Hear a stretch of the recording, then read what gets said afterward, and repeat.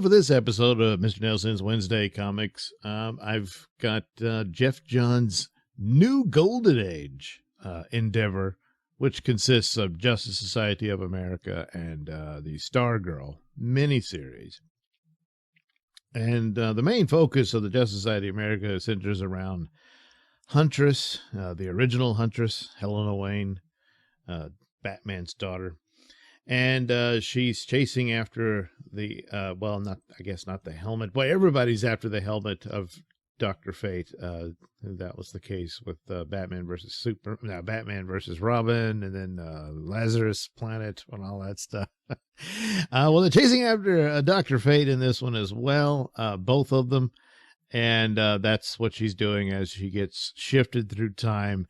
And both series are basically just a tour of this concept of revitalizing these Justice Society characters and adding in new ones and all that. The real shame here is that since Helena's going to be the main character guiding you through this series, at least for this arc anyway, this has got to be the worst Huntress costume ever. It's really bad. I don't know what the thinking was here. It's terrible. I guess they didn't want it to be like the original sexy one, but they could have. There was other versions where she was more covered up and it was better than this lazy thing thrown together. Whilst everybody else is pretty much in their outfits they always had, Oh, well. Anyway. So that's the deal. She's being shifted through time, and here she meets the original Justice Society in the past. And so there they are. And like, hey, look, who's this? And, of course, she's from the future. And I don't know if they're in keeping with the multiverse, because in the old days, this was Earth 2. And, of course, Superman and Batman were honorary members of the Justice Society. And so eventually that Batman would marry his Catwoman, and they had this daughter, Helena, and she became Huntress and all that. So I have to wait and see. That's part of the guesswork here, I guess, to see where they're going with this. But, so there she is. She meets them, and that's most of them without, Wonder Woman, who's usually also very much a regular member of the team, even more so than Superman and Batman were. So she's looking for Dr. Fate. She encounters him, and then we shift to another point in time. It's just a year later, 1941, and there's Dr. Fate, and he's a little confused as he is also being pushed through time. At least his memories are, where he kind of forgot where he was, and now he's picked up a sidekick who did not exist in the original stories, but what Johns is doing, and this connects with the Stargirl series, which is Stargirl and the Lost Children, where there are all these kid sidekicks of the heroes. So it wasn't just, Batman and Robin. Everybody had a teen sidekick. And so introduced this girl who's Salem, that's her name, the Witch Girl. And in keeping with the Stargirl motif, she has a flying broomstick that she talks to because apparently it's sentient and all that. So, but the best part about it is Jerry Ordway comes to do the art on this particular vignette within the series, and he's still got it, And of course, he was a regular artist on the old Justice Society tales, whether it was All-Star Squadron. I think he did some of the Infinity Incorporated, but I think Todd McFarlane did some of those. But certainly All-Star Squadron, his style and look pretty much defined it for that team. And then, of course, it came back as JSA and all that. But by then he was doing Shazam. But anyway, it was good, to see him take on the art chores for some of these stories as they shift from different viewpoints in it. So here's an example of, once again, Helena's being pushed through time. And they show the conclusion of this business with Jerry Ordway. So a scene that he did with Dr. Fate and introducing Salem. And the original Mr. Miracle before Scott Free took on the role. Because remember, there was a guy who was, I guess he was actually just a performing artist, but I guess they're going to go ahead and make him a full-blown superhero using his, escape artist techniques to fight crime. In this case, Solomon Grundy, which I don't think he would be able to do, but maybe they'll change that up too. I don't know. And then here's Selena Kyle, which I guess they're suggesting is her mother. I mean, her mother is Selena Kyle, but which version or whatnot. And this is taken from Batman Year One. And she even mentions Holly, from that scene when she decides to become a Catwoman inspired by Batman. Then she jumps through a 0 Hour, which is a long ago, another attempt to fix the crippled continuity of DC Comics in the early 90s, I believe. And so there was Extant was the main villain there. And, he's killing Dr. Fate here and all that. And then she jumps even further, and we see the helmet being handed over to Khalid Nassour, the new Dr. Fate, who is also a distant descendant of Nabu, who for all intents and purposes was the original Dr. Fate, even though he wasn't called that. But it's his spirit that inhabits the helmet and teaches other people who wear it all the tricks of the trade. And then, surprise, she's back in current times, and she meets Justice League Dark. There's also a reference to a Justice Society Dark, which I guess they're resetting it to where there was always, you had your regular superhero teams, and then you had the secretive magic people who are all weird and creepy.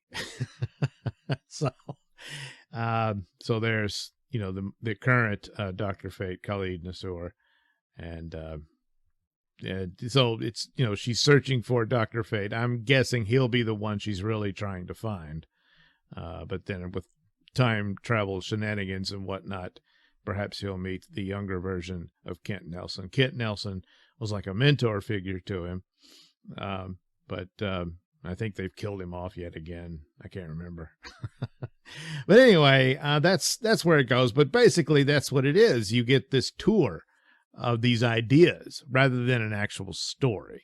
The real villain, once again, is an old Justice Society villain in Per Dagon, or Dagotten. I don't know how you're supposed to say it. I imagine everybody has their own version of it. Whatever. The creepy redheaded guy in the black suit who wanted to be the ruler of the world. And that goes all the way back to the original story. So it's fitting that he would be this culprit here with his, time travel abilities, causing problems for them yet again. And but that's basically how this goes. Eventually, you get this tour that's mapping out this. And then if it goes anywhere, then it'll be of significance, but odds are it won't be. It'll be forgotten and it'll move on like Grant Morrison's Multiversity. Sure, it was these cool concepts, an interesting little tour, the magical mystery tour, if you will. But nothing stays put, not really. I mean, every now and then they'll reference the Black Superman who leads the Justice League of the Multiverse with Captain Carrot and all that stuff. But they don't really do anything with it. Here is this kind of set up its own little side thing. And if they would just go back to say that this is a multiverse where there is a Justice Society instead of putting them all in one world, I doubt that they'll do it. They should, but whatever. That would clear up a lot of this crap. But basically that's it. Helena goes on a tour of time in the DC universe. And then they come together and defeat the villain. And then, I don't know, maybe they'll just do, a regular superhero title. How about that? Well, one can hope, I guess. Meanwhile, over at Stargirl, there she is with her buddy Red Arrow. Now, there was a Red Arrow in Kingdom Come, but that's completely different. So they're searching for this lost island. They find it. They get stuck on it themselves. They get separated. But Stargirl finds the lost sidekicks. Now, some of these, they were sidekicks, but very few. Most of them they're brand new. They were just made, and this is this idea that Jeff Johns has. They all had these sidekicks, but nobody remembers them because they're stuck on this island out of time or whatever. So once again, there's Salem, the witch girl. She's more of a snot in this version, pun intended with the green skin. But anyway, that's the deal. And she meets just about all of them and they give a little brief thing. But once again, it's like Stargirl is like Huntress. She's on a tour of all this setup.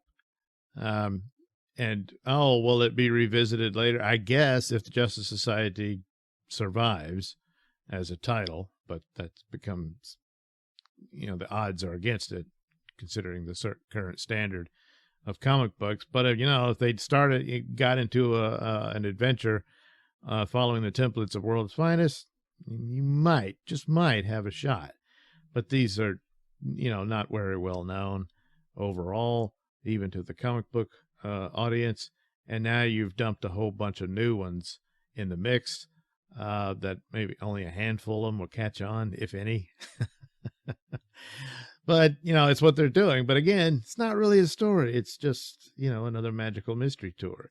So the actual, not the real villain. I'm sure that once again, it'll be revealed to be Per Degaten or whatever. But Red Arrow is being held captive by this chicken lady who looks like a horror villain. And that's pretty much what she is. So they have a tussle there, but she's telling her that your foster daddy is on the way, whoever that is. And then we discover in the next cell is the daughter of Jay Garrick. And so he's the Flash, but she's the Boom. Okay. But so she's got super speed powers and she's on a treadmill, which looks to be generating power for whatever, and she's being made to do this. And of course, maybe we'll reveal the true villain, which I'm guessing is Per Degaten or whatever. And he's the foster father. So that's the deal they're doing. But again, yeah, it's just a tour of these ideas that may set up a block in the neighborhood of the DC universe going forward, provided enough people purchase these titles. But it would have been nice to have had more of a story at the outset. I mean, it's interesting to someone like me, but I don't think that's enough to sell it. I think you needed more of an adventure of sorts, and you need to figure out how to weave this in more so than just this character is that, this character is this, and that's where it ends up. In the old days, they would do these series like Marvel did the official handbook of the Marvel Universe, and it was just a dictionary of Marvel characters. You would have some artwork, but the rest of it was text detailing their history and who they were and all that. And then DC did the same thing called Who's Who in the DC Universe. And that's kind of what this is.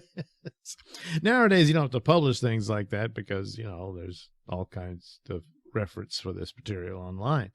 But anyway, it doesn't, it's not a good substitute for actual story, which sadly this stuff is lacking in it. And that's too bad. Meanwhile, over at Marvel, they're looking to the past as well and having all kinds of time travel shenanigans with the, right now, the only decent title to look at.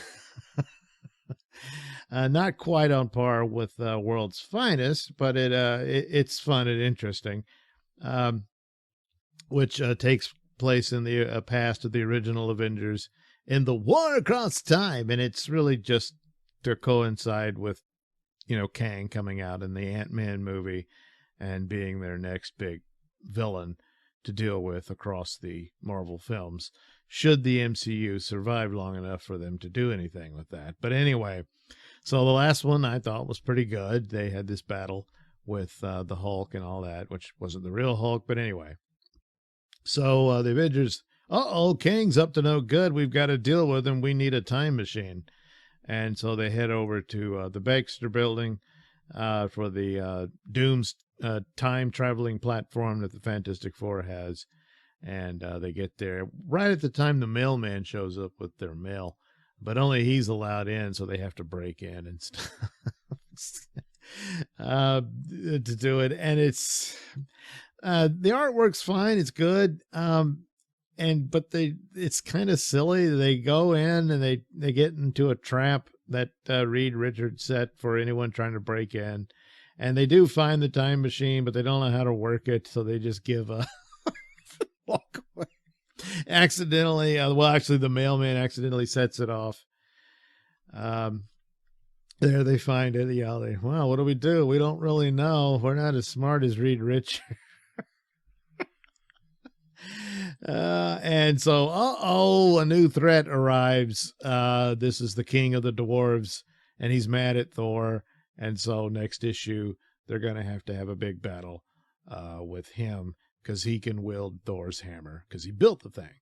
And so, oh no. So it's a bit of a sidestep from the main battle with Kang and all that, but it was just a silly issue. I mean, I got a kick out of it, but I'm not sure others would, because they just sort of walk around.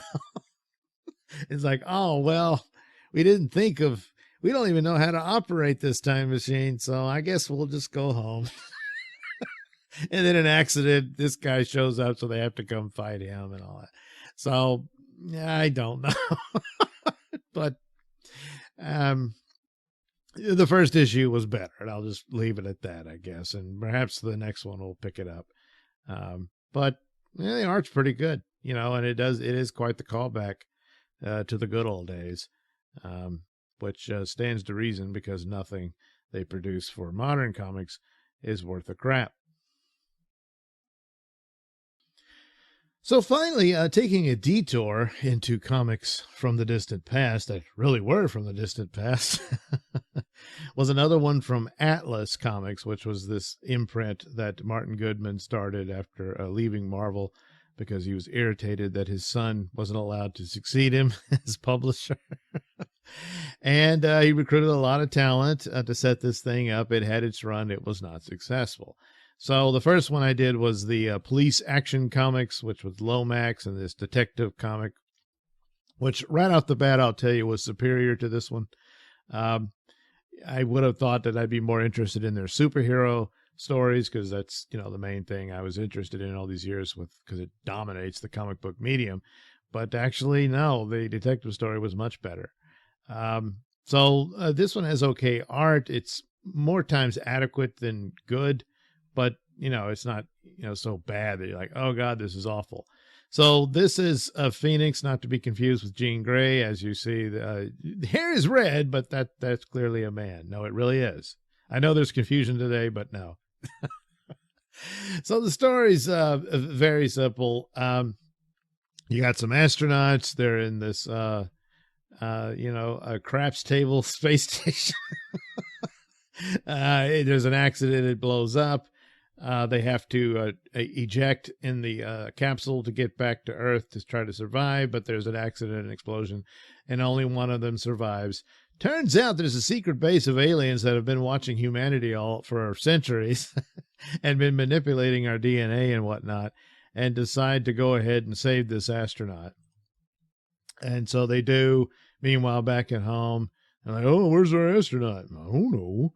And they sit around, oh, boy, what do we do with this guy? I think we should kill him. We can't be discovered. It's an interesting look of aliens that are pretty much human, but they just have weird, swollen eyes and mouths and stuff, and only a little bit of tuft of hair in front. Or they just like their haircuts that way. I don't know. So, eventually one of them decides, hey, it could be of interest to keep him alive and stuff, and we just keep him here. So they decide to do that. But in the meantime, they're going to eradicate mankind because, well, they see him as a failure. So now he's like, holy crap, I can't let this happen. But what's he going to do? And they can read his mind, but he has to be very careful about his thoughts. I guess. But, if you're thinking of doing something, they would know it. But I guess he has to really concentrate on it or whatever. And so after being violent, they warn him and show him how powerful they are. And he's like, holy crap. And so they decide, hey, let's all go take a nap. And they put him to bed. So, of course, while they're sleeping, he walks out of the room and sneaks into their wardrobe and steals one of their suits, which is that's where he gets the Phoenix powers, because the suit makes the man in this one. And don't know about the shoes, but whatever.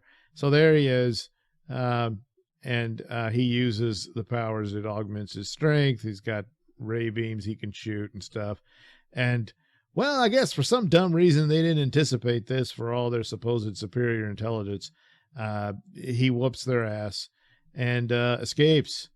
And they decide, oh, we've got to get him back because he's got our technology. And they have a fight, and they threaten this resort town with a volcano eruption and earthquakes and stuff like that. And he swoops in and does the superhero things. He saves a little girl. And then they fire on him, but he manages to repel the attack because, well, he's just that awesome. And they keep trying, but the feedback is so bad it causes a nuclear explosion at the alien base. So, again, their superior intellect, yet they didn't foresee this. Or they just didn't realize how awesome he is.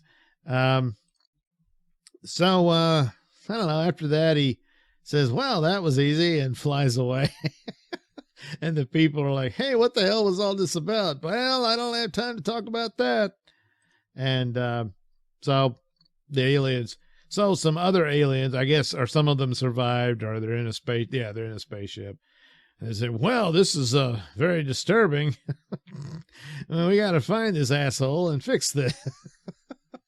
So the Earth doesn't know it's still in serious danger because of these aliens. But meanwhile, back at NASA, the guy's wife is like, hey, have you heard from him yet? No, not yet. So that's his love interest, his wife. So in the meantime, he decides to take a break outside a cave and try to figure out what he's supposed to do, and doesn't really know. But wait, he's in someone's gun sight. Who could it be? Oh, well, to be continued. Yeah, so I guess a bit of a cliffhanger. But anyway, there you go. Phoenix. Yeah. So, yeah, I'm thinking the detective story was a lot better. A lot better. But, yeah, I'll look at the next one because I have it. So, yeah, I'll get to it and check that out. But in the meantime, I'll probably check out another issue of the Lomax detective comic book because, you know, I think it's better. So there you go. JSA, Avengers, Stargirl, and Phoenix. Was going to do the Flash, but ran out of time, and Moon Knight. Maybe that'll be next week. Don't know just yet. But and hope you enjoyed this little visit with some comic books with me, Mr. Nailsin.